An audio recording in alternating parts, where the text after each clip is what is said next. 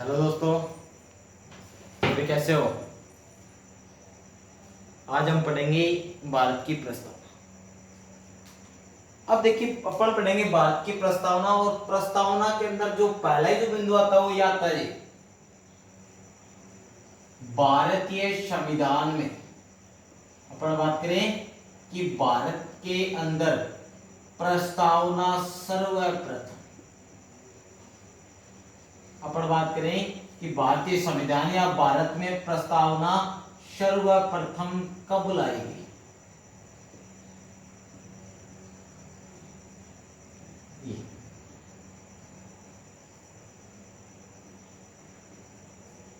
अपन बात करें कि भारत जो है अपना भारत देश के अंदर प्रस्तावना को पहली बार, उद्देश्य का प्रस्ताव बोल सकते हैं इसको पहले नाम में, तो प्रस्तावना को पहली बार कब लाया गया। तो अपना जो आंसर जो होगा ना वो ये होगा कि भारत के अंदर प्रस्तावना जो पहली बार जो आई थी वो लाई गई थी जी 1919 के मॉन्टेग्यू चेम्सफोर्ड अधिनियम के तहत। अपन बात करें कि भारतीय संविधान के अंदर जो अपन बात करें कि प्रस्तावना को पहली बार कब लाया गया था, तो प्रस्तावना को जो पहली बार लाया जो गया था ना वो लाया गया था 1919 के मॉन्टेग्यू चेम्सफोर्ड अधिनियम के तहत लाया गया था। अब मैं बात करूंगा कि प्रस्तावना को पहली बार भारत के अंदर पारित कब किया गया था, किस एक्ट के तहत। ब्रिटिश जो सरकार थी उसने ये मान लिया गया था कि जो प्रस्तावना है ये होनी चाहिए। तो अपन बात करें प्रस्तावना को पारित किया गया, प्रस्तावना को पारित किया गया ये। अपन बात करें कि जो प्रस्तावना है उसको पारित कब किया गया, किस एक्ट के तहत किया गया था। तो प्रस्तावना को जो पारित किया गया था, जो एक्ट आया था ना, उस एक्ट का नाम क्या था, तो उस एक्ट का नाम था जी 1935 का भारत शासन अधिनियम। अपन बात करें कि किस एक्ट के तहत भारत की प्रस्तावना को स्वीकार कर लिया गया था, तो 1935 का भारत शासन अधिनियम के तहत मैं बात करूं इसको स्वीकार कर लिया गया था ये। ओके, तो अपन बात करेंगे कि 1935 का जो एक्ट आया था उसी एक्ट के तहत प्रस्तावना को क्या कर लिया गया था, स्वीकार कर लिया गया था। अब मैं बात करूंगा जी किसकी, तो अपन बात करेंगे जी किसकी, अगली बात। अब देखिए जी भारत की जो प्रस्तावना है उसको 1919 के एक्ट के तहत लाया गया था। मैं बात करूं इसे पारित कब एक्ट के तहत किया गया था, 1935 के एक्ट के तहत इसे पारित कर दिया गया था। लेकिन अपन बात करेंगे भारतीय जो संविधान सभा है, अपन मैं बात करूं कि जो अपनी संविधान सभा है उस सभा के अंदर, संविधान सभा के अंदर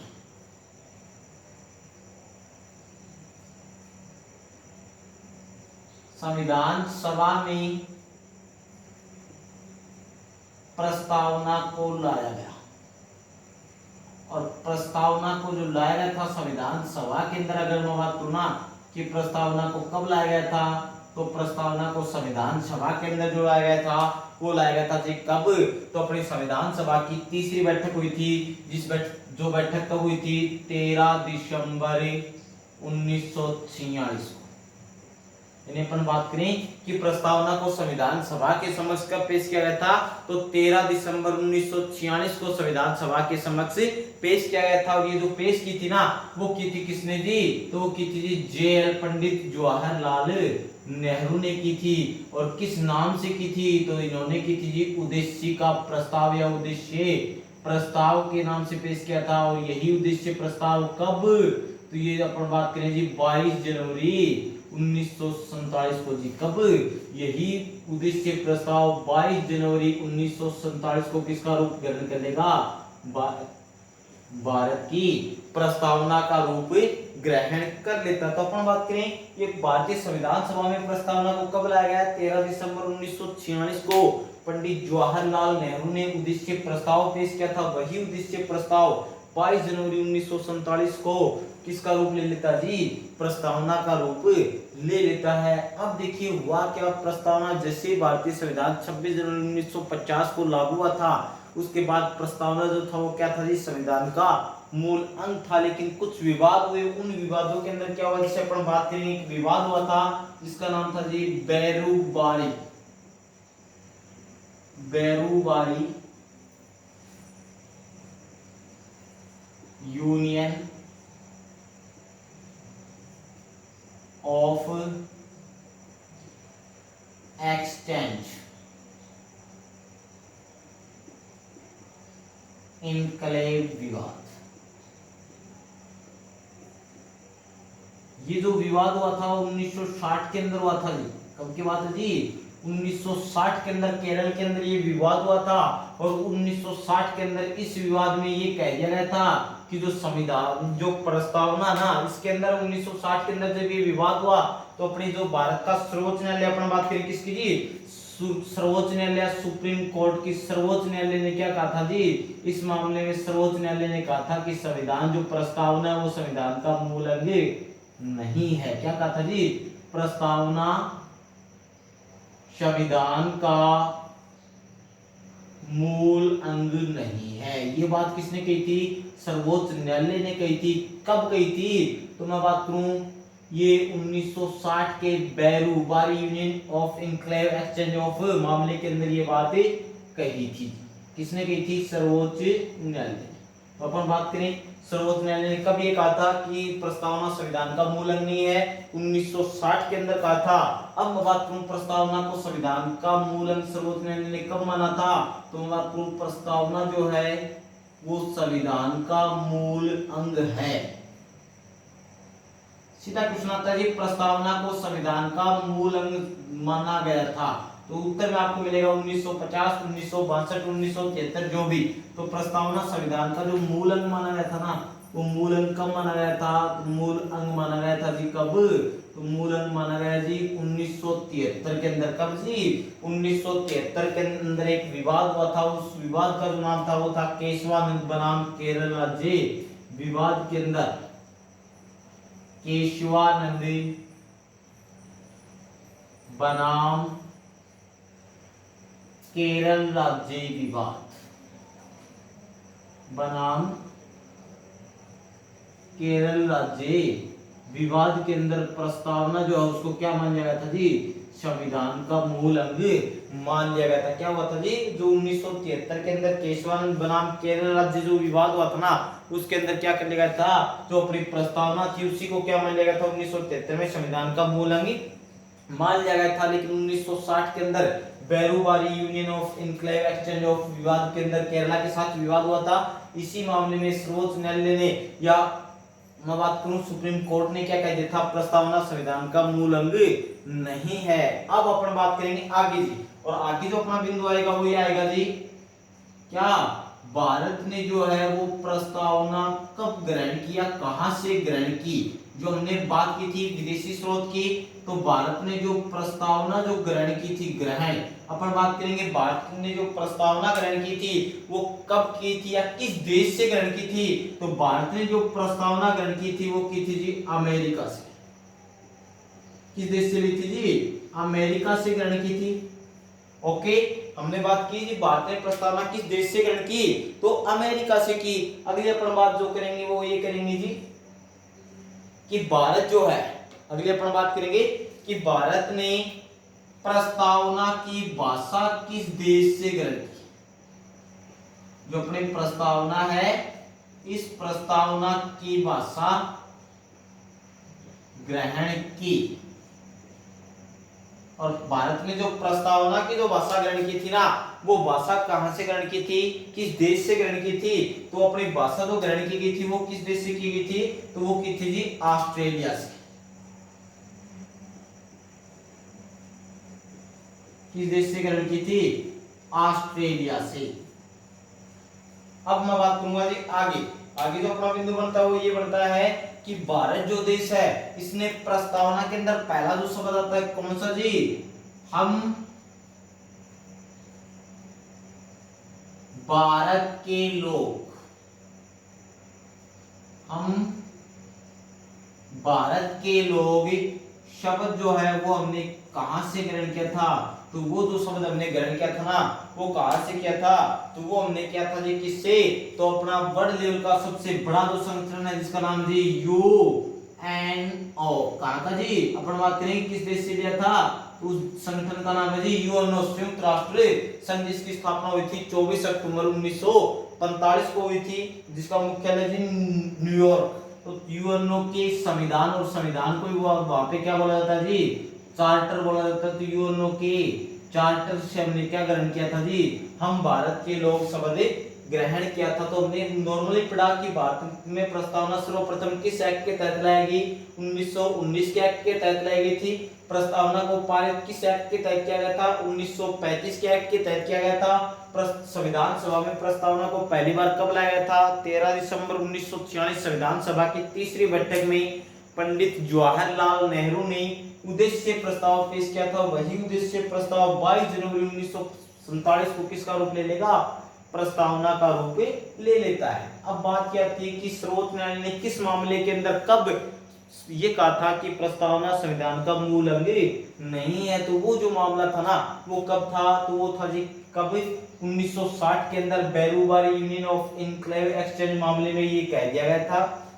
अब बिंदु आता है कि किस विवाद के बाद या कब से प्रस्तावना को संविधान का मूल अंग मान लिया गया था, तो 1973 के अंदर केशवानंद बनाम केरल राज्य विवाद के अंदर सर्वोच्च न्यायालय ने ये कहा था कि संविधान जो प्रस्तावना जो है वो संविधान का मूल अंग होगा, और भारतीय संविधान के अनुच्छेद 368 के तहत इसके अंदर संविधान संशोधन भी किया जा सकता है। अब अगला बिंदु आता है कि हमने भारत ने जो है प्रस्तावना वो किस देश से ग्रहण की थी, अमेरिका।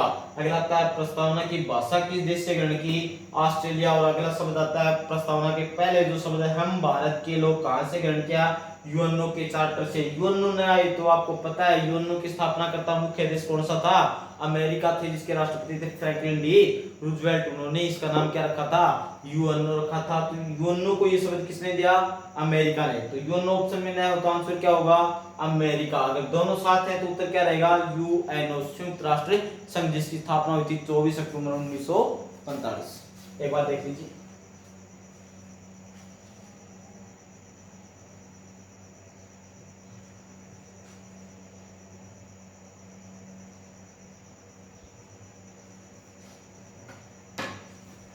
ओके, मिटा दे रहे।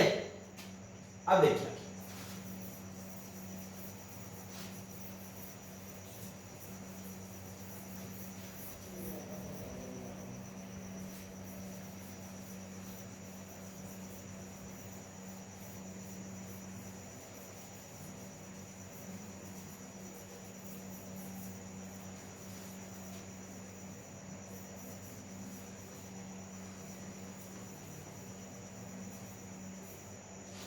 अब देखिए आगे अगला जो अपना बिंदु आएगा वो ये आएगा जी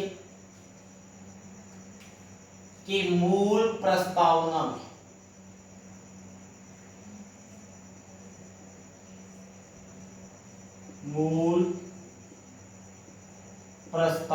में शब्द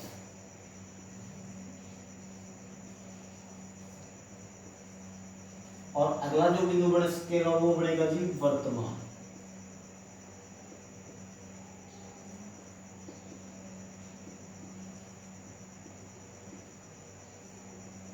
अगला जो अपने बिंदु पढ़ेंगे वो क्या पढ़ेंगे, जो अपनी मूल जो प्रस्तावना थी उस मूल प्रस्तावना में कितने शब्द थे और आज कितने शब्द हो गए। तो अपन बात करेंगे मूल जो प्रस्तावना थी ना उसमें कितने शब्द हुआ करते थे, तो उसमें हुआ करते थे जी 85। कितने हुआ करते थे, 85 शब्द हुआ करते थे।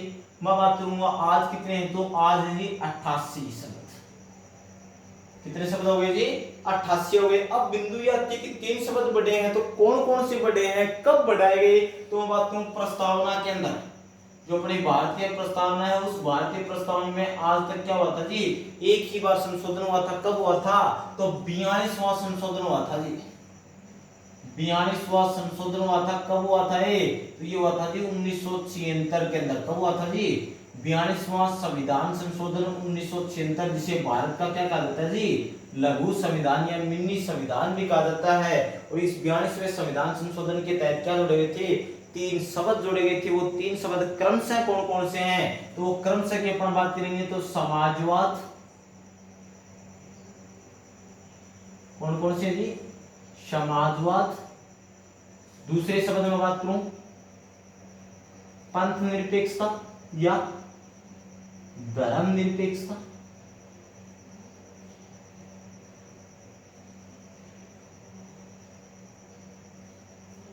और तीसरे शब्द की मैं बात करूं तो अपना तीसरा जो शब्द होगा वो होगा जी अखंडता। अखंडता यानी अपने बात करें प्रस्तावना में आज तक एक ही बार संशोधन हुआ, कौन कौन से जोड़े गई? तो समाजवाद, पंथ निरपेक्ष या धर्म निरपेक्षता और अखंडता। याद करने की सीधे प्रश्न आता है इनमें से कौन से शब्द क्रम से जोड़े गए? तो क्रम से में ध्यान में रखना, समाज जो होगा उसमें धर्म के प्रति, पंथ के प्रति कोई भेदभाव नहीं होगा, तो उसका विभाजन नहीं हो सकता, अर्थात वो क्या रहेगा? अखंड रहेगा। तो समाजवाद, पंथ निरपेक्षता और अखंडता तीन शब्द एक साथ ही जोड़े गए थे। अब मैं बात करूंगा जी आगे, और आगे जो अपनी बात आएगी वो आएगी जो प्रस्तावना है, इस प्रस्तावना के अंदर तीन शब्द जो जोड़े गए थे वो तीन शब्द थे कौन कौन से, या फिर अपन बात करेंगे आगे चलकर जो अपनी प्रस्तावना है, इस प्रस्तावना की अपन बात करें ये 88 शब्द हो गए, कोई दिक्कत वाली बात नहीं है। ये प्रस्तावना में 88 शब्द हैं कौन से या 85 शब्द हैं कौन से, अपन बात करेंगे ये। देखिए अपनी प्रस्तावना एक बार दोहराते हैं, क्या है? हम भारत के लोग भारत को एक संपूर्ण प्रभुत्व संपन्न समाजवादी एवं पंथ निरपेक्षता एवं लोकतंत्रात्मक गणराज्य बनाने के लिए उसके प्रत्येक नागरिकों में सामाजिक, आर्थिक व राजनीतिक विचार एवं अभिव्यक्ति बनाने के लिए विश्वास, धर्म और उपासना की स्वतंत्रता तथा अवसर की समता प्रदान करने के लिए उनमें प्रत्येक व्यक्ति के प्रति गरिमा को बढ़ाने के लिए गरिमा व देश के प्रति एकता व अखंडता को व बंधुता को बढ़ाने के लिए आज मिति मंगसिर 26 नवंबर 1949 को मिति मंगसिर शुक्ला सप्तमी विक्रमी संवत 2006 को संविधान को आत्मसमर्पित, अंगीकृत व अधिनियमित करते हैं। ये अपनी क्या होगी जी? 85 शब्दों की 88 शब्दों की प्रस्तावना। ये हमने कुछ प्रस्तावना के अंदर मुख्यतः बिंदु पढ़े। अब आते हैं जी प्रस्तावना पे वर्ल्ड लेवल की प्रभाव। तो बात करूंगा जो प्रस्तावना है उस पर विश्व की 3 क्रांतियों का प्रभाव पड़ा था।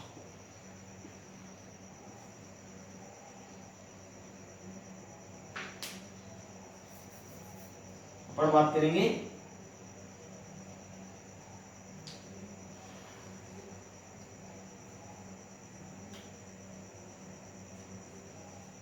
प्रस्तावना पर प्रभाव।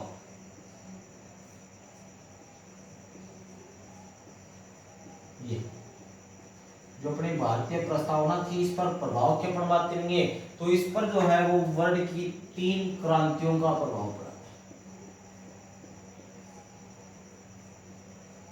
जो अपन बात करेंगे तो इस दो देश अपने भारत की प्रस्तावना उस पर 3 क्रांतियों का प्रभाव साफ साफ दिखाई देता है। वो क्रांति कौन कौन सी है? तो नंबर 1 जो मैं बात करूंगा वो आएगी जी 1776 की अमेरिकन क्रांति। कौन सी आएगी जी? 1776 की अमेरिकन क्रांति का भारतीय प्रस्तावना पर प्रभाव दिखाई देता है। नंबर 2 में बात करूंगा तो वो आएगी जी 1789 की फ्रांसीसी क्रांति।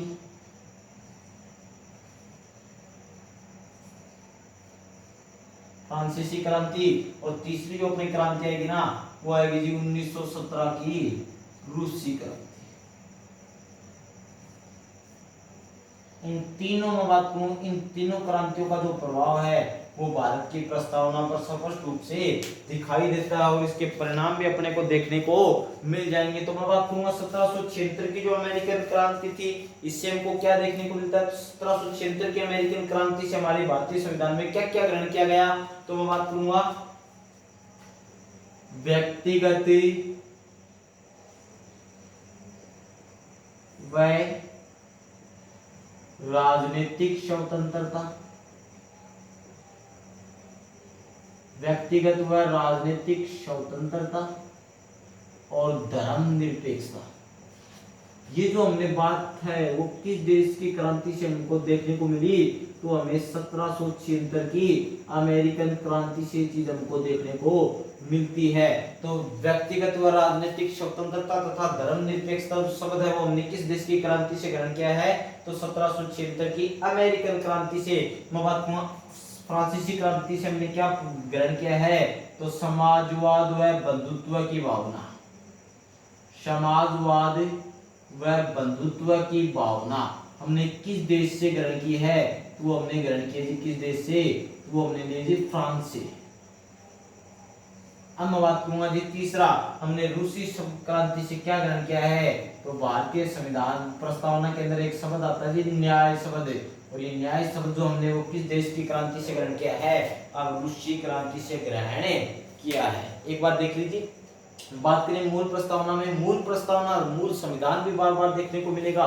तो मूल संविधान या प्रस्तावना क्या होगी, तो जिस दिन अपना 26 जनवरी 1950 को जिस दिन अपना संविधान लागू हुआ था, उसी दिन को अपन क्या इस नाम से जानेंगे, मूल संविधान या मूल प्रस्तावना। तो मूल प्रस्तावना में कितने शब्द, 85, वर्तमान में कितने, 88, 3 बढ़ गए। कौन से बढ़े, तो समाजवाद, समाज में कोई धर्म के प्रति भेदभाव नहीं होगा, तो समाज का कोई विभाजन नहीं हो सकेगा। तो क्रमशः शब्द कौन कौन से हो जाएंगे, समाजवाद, धर्मनिरपेक्षता और अखंडता। कब जोड़े गए, तो प्रस्तावना में आज तक एक ही बार संशोधन हुआ था, कब, जिसको अपने बोलते हैं भारत का लघु संविधान भी बोलते हैं, 42वां संविधान संशोधन 1976 में हुआ था।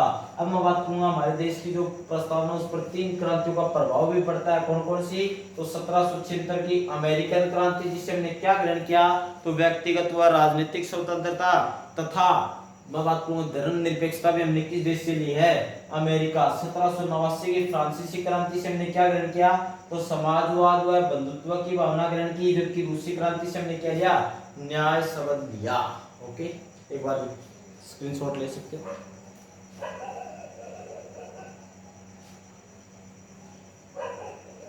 आगे चले,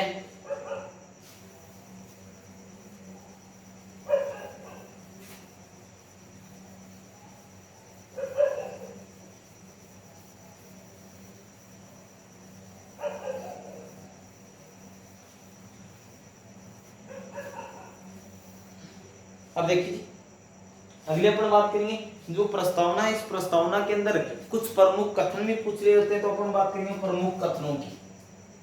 जो प्रस्तावना है, इस प्रस्तावना से संबंधित अपन बात करेंगे प्रमुख कथन।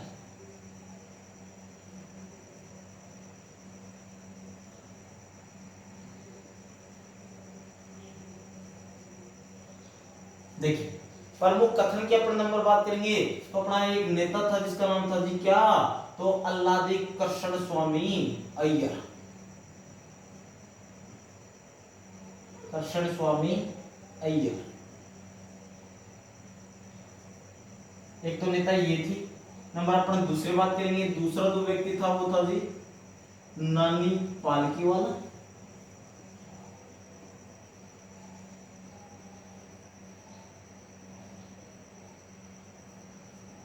तीसरी में अपन बात करेंगे ठाकुर भार्गवदास।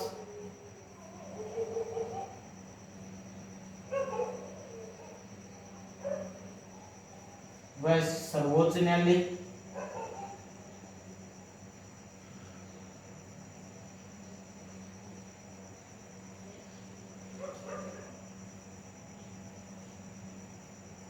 अगले पर नंबर 4 नंबर बात करेंगे, वो आ जाएंगे कौन है, तो के.एम. मुंशी,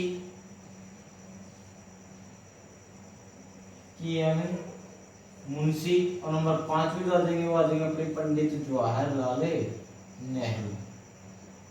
अपन 5 व्यक्तियों की बात करते हैं, इनके कथन अक्सर पूछे जाते हैं, तो अपन बात करेंगे कि इन 5 में तो जो अपने नेता थे कौन है, अल्लादी कृष्ण स्वामी अय्यर। इन्हीं अल्लादी कृष्ण स्वामी अय्यर ने क्या कहा था, तो इन्हें दीर्घकालीन, इन्होंने प्रस्तावना क्या कहा जी, दीर्घकालीन सपनों का विचार, इन्होंने प्रस्तावना को किस नाम से बताया? तो इन्होंने प्रस्तावना को जो कहा है वो क्या कहा जी? ये हमारे लंबे समय तक चलने वाले सपनों की क्या है जी? विचार है। तो इन्होंने प्रस्तावना को दीर्घकालीन सपनों का विचार कहा। जबकि नानी पालकी वाला ने क्या कहा? नानी का जमाना आपका क्या बतावा? नानी को अपनी आईडी बतानी पड़ती है, अपना पहचान बतानी पड़ती है, हम किसके लड़के हैं। तो इन्होंने प्रस्तावना को क्या कहा जी? संविधान का परिचय पत्र अर्थात पहचान पत्र कहा है जी। जबकि ठाकुर भार्गवदास और सर्वोच्च न्यायालय ने प्रस्तावना को क्या कहा जी? तो इन्होंने संविधान की कुंजी कहा जी। संविधान की कुंजी, कुंजी इन्होंने संविधान की कुंजी कहा है। और जबकि बात करें के मुंशी जो मुंशी होता है थाने में ऐसे बैठता है जैसे कुंडली मार के बैठ रहा है। तो इन्होंने प्रस्तावना को क्या कहा जी? संविधान की कुंडली कहा जी। संविधान की कुंडली का जबकि अपन बात करें जवाहरलाल नेहरू, इन्होंने इनको क्या कहा है? तो इन्होंने प्रस्तावना को संविधान की आत्मा कहा है। संविधान की आत्मा इन्होंने प्रस्तावना क्या कहा जी? संविधान की आत्मा का है। लेकिन अपन बात करें, अब देखिए हमारे पास दो आत्माएं आएंगी। एक तो क्या आ जाएगी? तो अपनी नंबर एक जो आएगी वो आएगी प्रस्तावना। सेकंड आएगा अपने देश के अंदर संविधान के जनक कौन थे? तो संविधान के जो अपने जनक की बात करेंगे वो थे कौन है? डॉक्टर भीमराव अंबेडकर। भीमराव अंबेडकर, भीमराव अंबेडकर। और इन्होंने भीमराव अंबेडकर ने क्या कहा जी? तो इन्होंने अनुच्छेद 32, किसको जी? अनुच्छेद 32, जिसे अपन बोल सकते हैं संवैधानिक उपचारों का अधिकार। संवैधानिक उपचारों का अधिकार भी इस अनुच्छेद को बोल सकते हैं ये। तो इन्होंने जो मैं बात करूं भीमराव अंबेडकर ने क्या कहा? तो भीमराव अंबेडकर ने अनुच्छेद 32 अर्थात संवैधानिक उपचारों को अधिकार, जिसके तहत मूल अधिकारों के अपन 5 प्रकार की रीट लगा सकते हैं उनका हनन होने पर, इसी अनुच्छेद 32 को भीमराव अंबेडकर ने क्या कहा जी? संविधान की आत्मा कही है। अब क्वेश्चन ये आता है कि दोनों ही ऑप्शन आगे भारतीय संविधान की आत्मा है। ऑप्शन ए आ गया प्रस्तावना, सेकंड आ गया संवैधानिक विचारों का अधिकार, तीसरा कोई भी आ गया तो उत्तर क्या रहेगा? तो ध्यान में रखने की योग्य बात है कि संविधान का जनक कौन है? अंबेडकर जी। तो ये जो कहेंगे वही क्या माना जाता है? सत्य माना जाता है। तो इस कंडीशन में आंसर क्या हो जाएगा? अनुच्छेद 32।